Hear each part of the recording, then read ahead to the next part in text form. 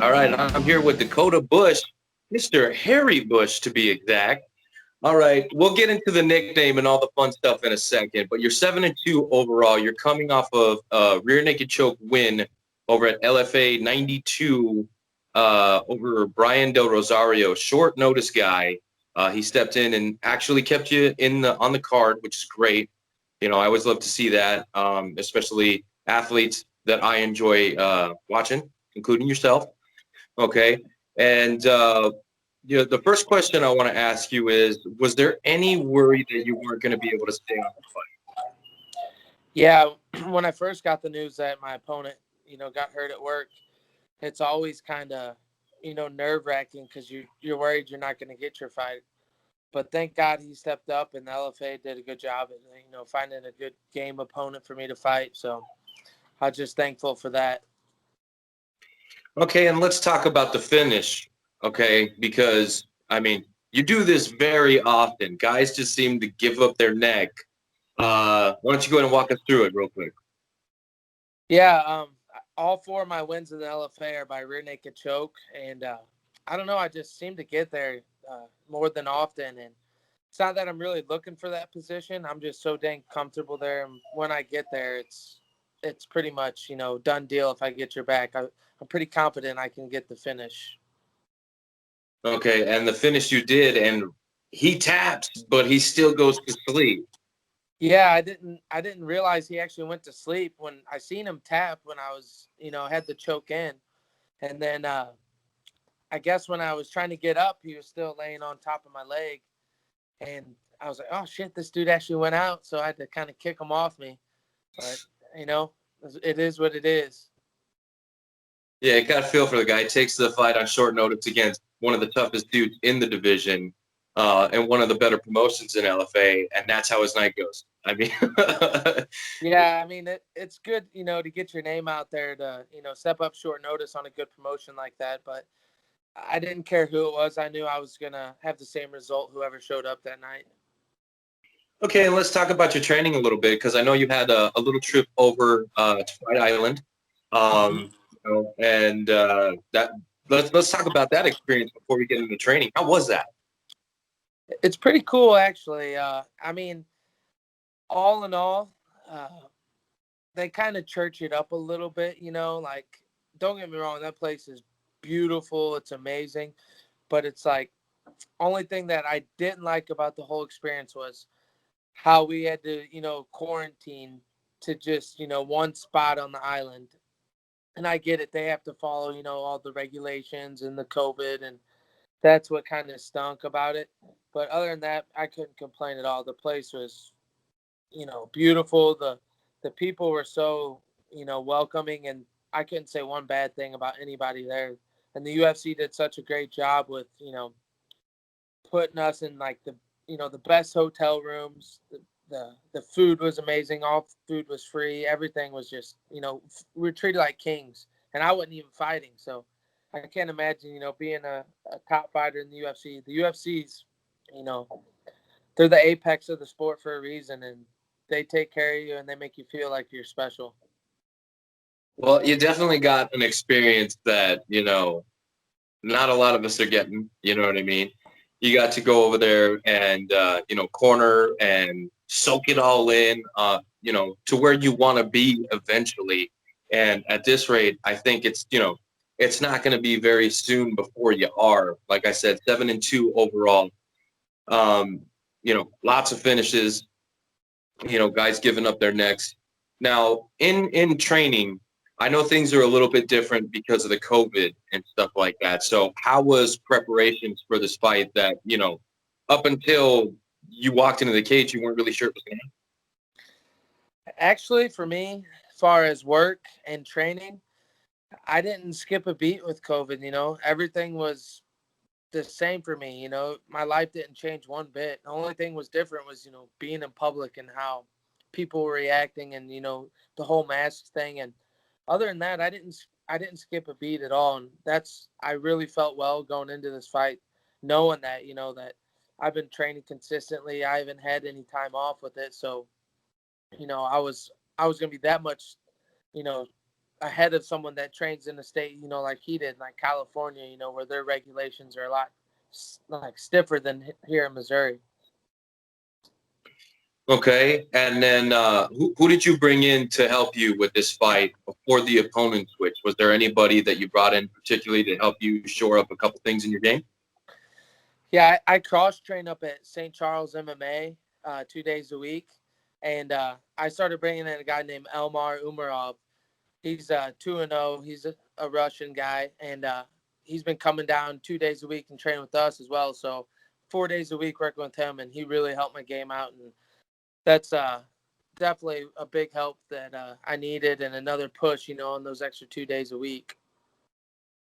Okay, and then for work, because I understand that we're not yet to where we want to be as far as the career is concerned with MMA. So what do you do for a living? I'm a sheet metal worker, so I do architectural sheet metal, working with like metal roofs and siding and copper, a lot of copper work, stuff like that. Nothing that I woke up and, when I was a kid one day and said, yeah, that's what I want to be. Just kind of have to support the family and pay the bills until this fighting will eventually do that. Okay, and how did you get into that line?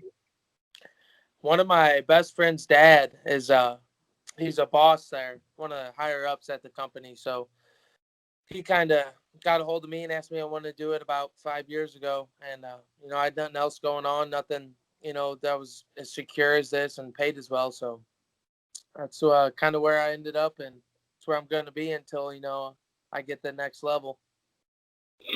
Okay, and speaking of the next level, how far off do you think you are from getting an eventual shot at, the UFC Bellator one, something like that? I think it's just a timing issue. If I'm in Vegas when Jake fights again in December, and the card falls off there, I could get in there. I could get a call, just whenever. But I think I need another fight maybe, whether it's on LFA again, which I'd love to, fight for the title, or it could be a contender series coming up possibly. I think it's not going to be long. I think I'm like one fight away, and that's it, if not less, Okay, and your only loss is they made it to the scorecards. Okay, and it was Jaleel and Bryce, champions that are now fighting for the #2 organization in the world. So does that kind of like help your mentality going forward that like these guys couldn't finish me?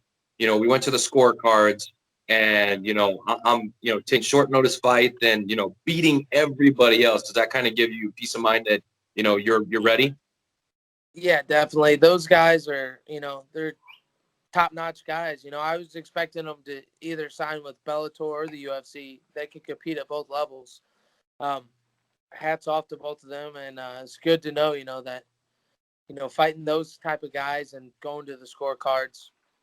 Going to my last fight, where I was in the locker room, just kind of looking at the other guys around, and there's a lot of, tough talent fight for LFA, but I knew without a doubt that I had the toughest, schedule. I've fought tougher guys than anyone there. And it was really reassuring. And, like you said, I'm finishing everyone else. And, I'm just waiting for it. It's going to come. It's just a matter of time, I believe. Well, I think you're really taking the blue collar approach to everything. You know what I mean? You work a hard job. You're taking a hard road to these bigger organizations. I mean, that's got to make you, feel pretty good that you're not taking any shortcuts. Yeah, definitely. That's all I know, man. I just know how to work hard. That's it, and it pays off. Sometimes it takes longer than what you want, and that's everything in life. With what we got, just got a house, me and my wife, and our 2 kids, and everything is just a hard work, and it pays off, and it makes you appreciate it a lot more too when you have to go through the grind a lot longer than you know people get lucky, or some people have different circumstances, but I wouldn't trade my route for anyone else's. Well, I like that mentality. I think that mentality is going to get you a lot further, than a lot of these other guys who, just, are thinking that one day they're going to wake up Conor McGregor. You know what I mean? Yeah, exactly. It's just not going to happen. So I definitely respect your approach and your mentality towards your entire career. And now, does the family support you? How are things, leading up to the fight? Great. Yeah, I couldn't do it without them. And it's so much harder on them than it is on me because, I'm gone waking up at 5 in the morning, going to work, and going straight from work to training and getting home, 8, 9 o'clock at night, and they're already in bed. The kids are in bed, and it's just rough on everybody. And it means a lot when I get a big win and I can come home and decompress and spend some quality time with them.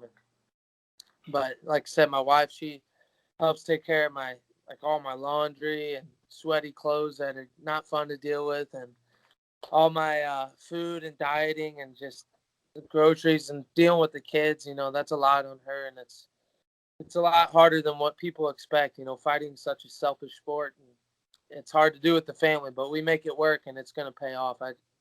That's one, the top reason I know it's going to. Well, it's also good to have that support, going into a fight, knowing that, she's holding things down at home and you don't have to worry about that sort of thing. You know what I mean? Mhm. Yeah, it's such a blessing, man. And like I said, that's my number one motivator, and that's why I know, like, I just got to keep pushing, even the days, it's hard and rough, and you want to be home. You miss the kids, or crying why aren't you home, and when are you coming home and stuff. This makes it all worth it, though, and it's gonna be worth it once I get that call. And how old are your kids? I have a 4-year-old. He's about to be 5, November 5th. And then the little girl, she just turned 1, September 30th. So they're Well, I they're have a fun feeling that, ages. yeah, very fun ages. And I have a feeling that when your little boy gets to school, you're going to be hearing a lot of "my daddy can kick your daddy's ass." Oh yeah, it's we've dealt with it at daycare and everything, and he uh he thinks it's normal, I guess. Like, he's always asking me if other kids, does so and so's dad, does he fight too? And I'm like, no, I don't think so. And he doesn't, it's just normal to him. He's been around it his whole life, so it's nothing special to him, which kind of stinks to me because, he remembers one person's name more than anybody, and that's Bryce Logan. That's the guy who beat me my first professional loss. And he always says, oh, you don't want me to get Bryce Logan to kick your butt, do you? So it's always a pain in the butt hearing that name. But Bryce Logan is a stud. You know what I He mean? There's is. definitely Good no dude, thing. too. Yes, he's a very good guy. He was actually my first Skype interview. Wow. Yeah, he's You very know what I mean? humble, hard worker, very deserving for what he's getting as well. And I've spoken to a couple of his opponents, and this is what they say about him. So, Mm. but we're not at a Bryce Logan interview. We're at Yeah. Harry Bush's interview. So that leads me into the Nick. I mean, I get it. You know what I mean? Harry Bush, you kind of had to. You know what I mean? Oh, yeah. Yeah. How did that one come about? Actually, like I said, they say it all the time on the fights, is that my grandpa and my uncles, they're in, my grandpa's name's Harold and my uncle's Harold Jr. So growing up, they were called Harry Bush, just Harry short for Harold. And, I kind of just took it under my own wing with it. And, it's good, it sticks, and everyone knows it. And like I said, I think it's the best name in the whole sport. So it's hard to beat. It is hard to beat, and so are you. You know what I mean? So they both go hand in hand. All right. So we were talking a couple weeks ago, before you got this win, about, you were just looking for a fight. You were ready to get in there and mix things up. And you were talking about, if something needed to happen at 170, you'd be game. Yeah, I was just so ready to fight. And with the COVID stuff going on, I knew there was some guys that, probably 55ers that couldn't make the weight because their training schedule probably wasn't, what they're used to. So I was down to fight a 55er at 70 or even 70ers. I was ready, and I was just so hungry for a fight. It was 17 months for me, my layoff. That was the longest I've ever had, pro or AMI. So it was brutal for me mentally, and it was just, like going in there, I just wanted to get in sooner so I didn't, develop any ring rust. But when we went over to Abu Dhabi, same thing. I would have fought 85 if they had asked me to. I didn't care. I just want to fight in the UFC. I want that opportunity, and whatever they give me, I was going to take. Okay, and outside of fight camp, how big do you get? I'll get about, if I'm real lax, I can get up to about 85. But like right now, just fresh out of fight, I'm going to try to stay down around, 75, low 70s if I can. But naturally, like I said, it's weird. I just carry weight. I don't get huge looking, but I just carry heavy weight somehow. So it's nothing, out of the normal for me to be at 185 with, abs still. And I'm like, what the hell? How am I going to make this cut? Okay, and weight cuts, are they generally pretty difficult, or does the weight just come off? It comes off pretty easily. This last one, it's always the last pound or two always sucks, but that's going to be no matter what, how low you get early or anything. It's just when you're that, low on body fat and water, it's going to be rough. So, but overall, it's pretty smooth, and I can't complain about it. I definitely can't go 45. That's never going to happen. Not without losing a leg. Yeah, definitely. I couldn't do it. Okay, so that kind of segues into one of the questions that I like to ask everybody. Now, I also asked you to keep a list, okay, of your post-fight victory meals, because I'm assuming there was more than one of Usually I go like, I'll say I'm only going to eat shitty for like a week. And then it ends up turning about 2 to 3 weeks.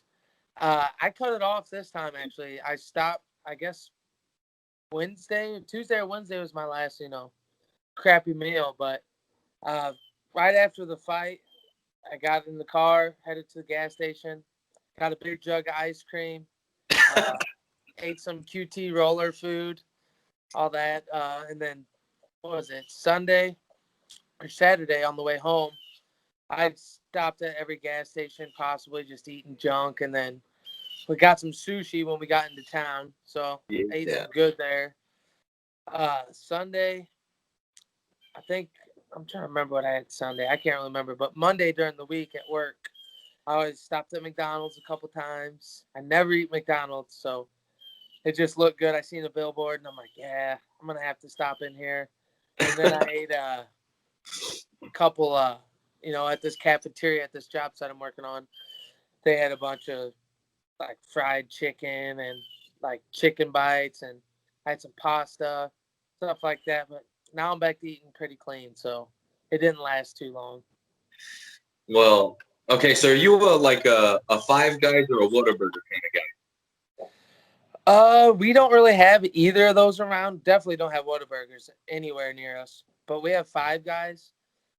I like Five Guys, but I would probably have to go with Whataburger from when I've actually ate there.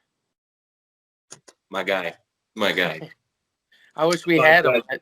Not in Missouri. Yeah, Five Guys is overrated as hell. Five Guys is overrated as hell, and it's super expensive, for not a lot of food. So Yeah. you know what I mean. So at least for me, Whataburger, for the price and the taste, you can't beat it. You can't beat it, and they're like small as an extra large, so I can't complain. Yeah, that's good quality and quantity with them. Yes, sir. Yes, sir. All right. Well, I appreciate you fucking getting on here. I know you're working times out with the job and my dogs and Yeah. fucking I spilled my coffee trying to fucking get in here. You know what I mean? So, but like I said, I appreciate the time, you know what I mean, hanging out with me and letting my viewers and listeners get to know, who Harry Bush really is, you know what I mean, as a fighter and as a person, you know what I mean? Get to share your story a little bit. So I'll ask you one more question, and then I'll give you some time to thank your sponsors, training partners, coaches, whatever. Okay, and then we'll go ahead and get out of here. But how did you get into fighting? So when I was about, I'd say 8 to 10 age, maybe a little older, my dad was fighting for an amateur promotion called Cage Championships. And he had about, I don't know, 7 or 8 amateur fights. And Cage Championships was owned, which is my coach and father-in-law, Patrick Smith. He owned Cage Championships. So Nice. I ended up getting in, fighting my first amateur fight and my first pro fight were with Cage Championships and with him. So it's kind of a weird, like, big circle, and it all came full circle, you know. But I guess I was just around it growing up, and, you know, I didn't really think I was going to do it, you know, when I was that age. I thought it was cool. And then just wrestling through school and high school and stuff and wanting to compete still. And it just became second nature to me. And, you know, I took off with it, and I haven't looked back since. I've been fighting since I was 18. So almost 10 years, and I'm ready for it to pay off. And I'm sure it will, man. I'm sure it will. You just keep doing what you're doing. You know what I mean? I really do feel that your blue collar approach is going to, you know, be the way. You know what I mean? Like I said, you're not taking any shortcuts. So I think that's all going to pay off for you. But yeah, any worry that your son is going to get into it since you're putting him through the situation a little bit sooner? Yeah, I don't know.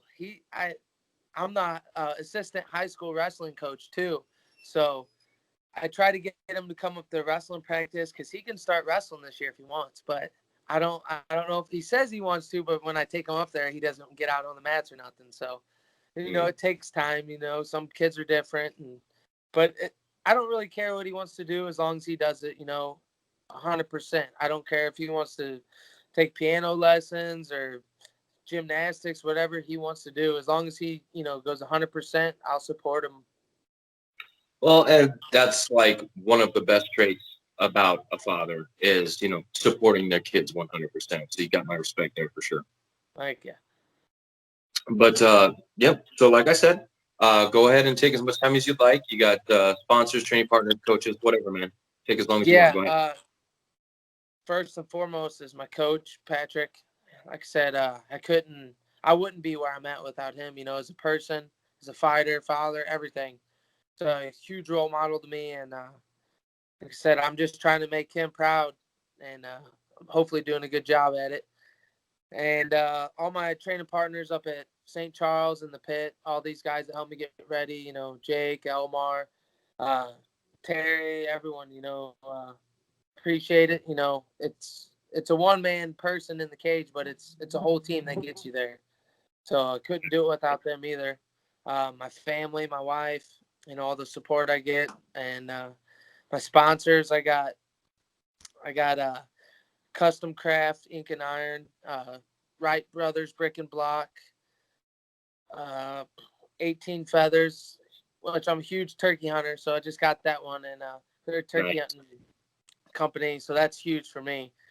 I also got CAS Electric, one of my buddies' electric company, and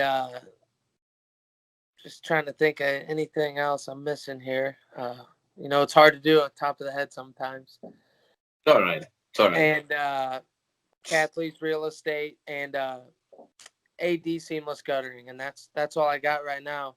But last thing I want to put out there is I've been on a supplement. It's called Black Oxygen, and it's fulvic acid that's pulled out of Canada. It's the only place in the world that they can get it naturally without using chemicals to extract it. And it gives you 45% more oxygen at your cellular level. So usually, you know, I've taken supplements my whole life, you know, through sports, and I always think they're working. I don't know if they are, but I think they are. Since I've been on this, I know 100% it works. And only reason I know for a fact is usually during fight week, like Tuesday or Wednesday, I can barely hit around the mitts, and I'm completely gassed out, and I'm hurting. This past fight, I went like 6 rounds, no problem.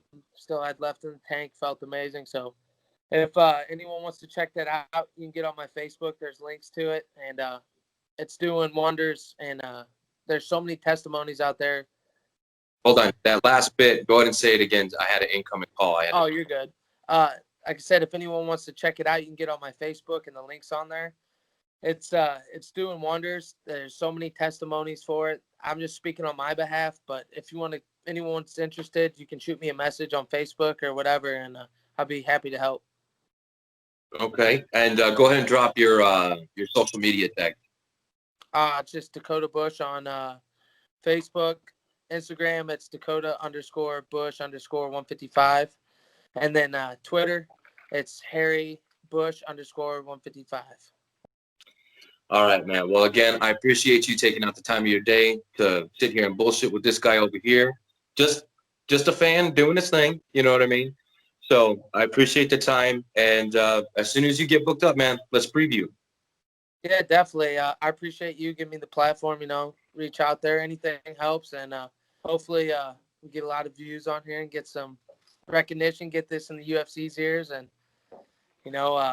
like I said, if I get something on the books, I'll let you know. We can definitely do a preview. All right, man. Sounds good. Well, until next time, man, have yourself a good one. Yep, you too, man. All right, man. Later.